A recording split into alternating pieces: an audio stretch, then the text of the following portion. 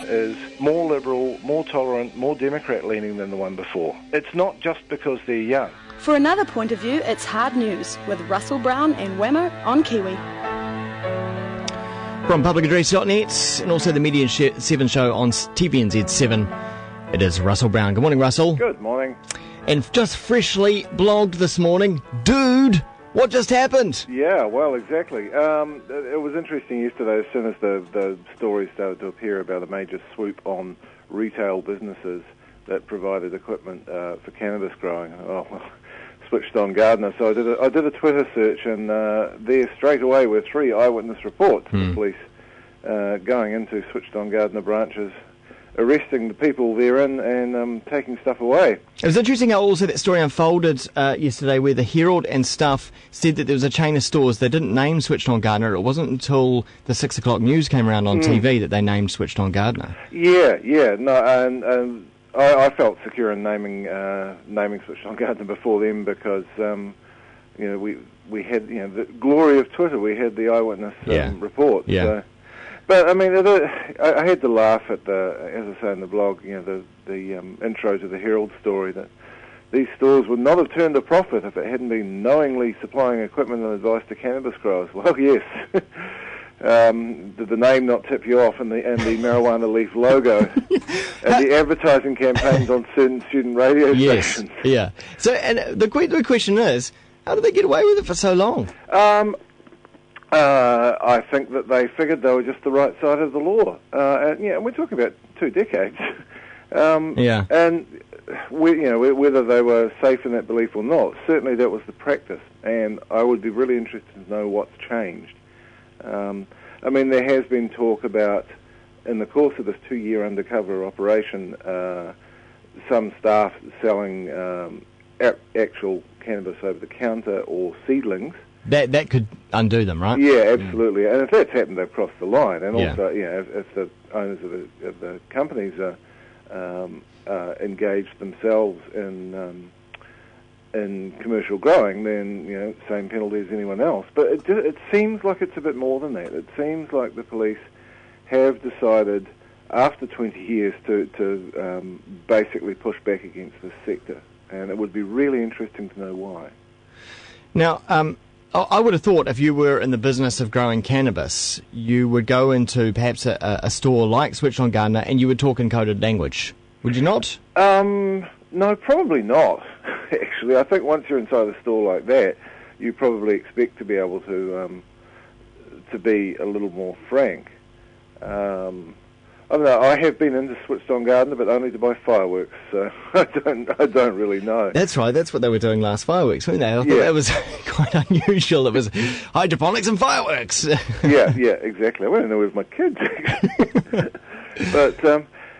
but yeah, I mean, I would imagine that at times the over-the-counter conversations have been fairly frank. Yeah. And it is probably true that because these places are so established, that commercial growers were buying their equipment from there as well. So it wasn't just, Joe Suburbs growing some in the wardrobe. Yeah. Now, I guess, anyone, I mean, how did you pay for your fireworks there? Was it through FPOS?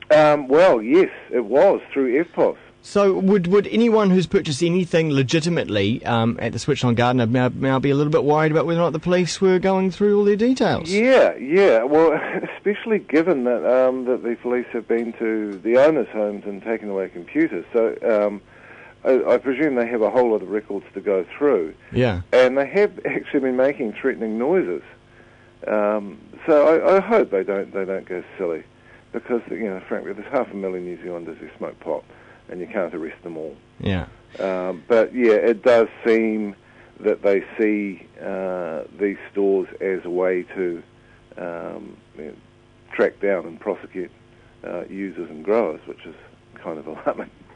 Yes, so they say it's knocked out a cornerstone of the cannabis growing community. Is that true, do you think? I don't think it will meaningfully impact the supply of cannabis. I think there's so much demand for it that it will just come back. We really don't have any way of knowing what the size of the industry is and how many growers have been taken out by this. But I would be surprised if there was any long-term impact at all. And as I point out in the blog, the irony of this is that the industry that the police have now cracked down on, the commercial supplies industry, is absolutely a creation of law enforcement. Yeah.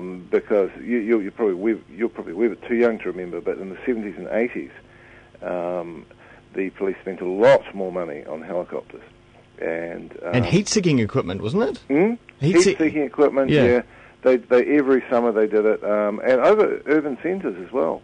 People got busted after helicopters flew over their backyard in Grey Lynn. Yeah. But that's a very expensive way of policing, and whilst it did make it too risky to grow pot outdoors for most people, it drove the trade indoors. And there is a school of thought that says that's actually made marijuana more harmful. That the strains being grown are lower in cannabidiol, which balances out the psychoactive effect and possibly raises the risk of psychosis. So, right. You've got to be careful about unintended consequences here. Well, that's what I find interesting when the police release the photos to the media of the growing operations. I had a look at them yesterday on the Herald, and I get fascinated about, okay, so what are they doing there? You know what I mean? It looks like a science experiment. Yeah. The hydroponics operations, and I was looking at that, doesn't even look like soil that they're growing in. No, it probably isn't. And you can get, of course, the glory of the internet. There's certainly plenty of advice and information on how to do it right. And also, of course, I think High Times is still available in New Zealand, which offers advocacy, activism, and advice on growing. And is the dactyry still going? Yeah, well, that's going to be interesting. And I wonder whether the timing of this particular bust is not coincidental. It's J Day on Saturday, which is Normal's worldwide day of protest against marijuana laws, usually taking the form of a smoke-in. And I suspect that the police have chosen this week somewhat deliberately, because they've actually realised that it doesn't really work for them to go around busting people like Dr. Green, because he doesn't mind if he gets a platform. He actually, he'd rather not be busted. Yeah. But I think when they arrest those activists, it actually is more trouble than it's worth for the police. Yeah. And they've stopped doing it, but it would seem with the timing of it, maybe it's just an accident, but it does look like they're making a point. I guess now, because it's before the courts, none of these people who have been busted can really speak in public. But would you imagine that? Because there are some smart business directors and managers who have been now caught up in this. Do you expect them to speak out at some point? I expect them to get good lawyers, and I think the cases are going to be interesting in court, particularly in the case of people who are merely employees. They've signed up to a completely overground job, and if some of them are being prosecuted for merely selling fertilizer and grow lights to people they suspect are growing marijuana, then I think it's going to be interesting in court. I'm not a lawyer, but I think those cases are going to be pretty interesting. And it's going to hold up the courts for a long time. Exactly, 250 people. It's enormous. They say doctors? There's doctors? The doctors was a Herald Online cock-up. Okay. It's the actual text, as the story was evolving yesterday, the text said directors and managers of these companies had been arrested, and the Herald headline said doctors and managers. Yeah. So as far as I know, no doctors. Yeah. Interesting. Well, Russell, thanks so much for your time on that. Righto. And check out the blog post. It's up at publicaddress.net, and also, of course, the Media 7 show, TVNZ 7. Good track now from Elliot Brown. This is called Ground Coffee. The Radio Wammo show.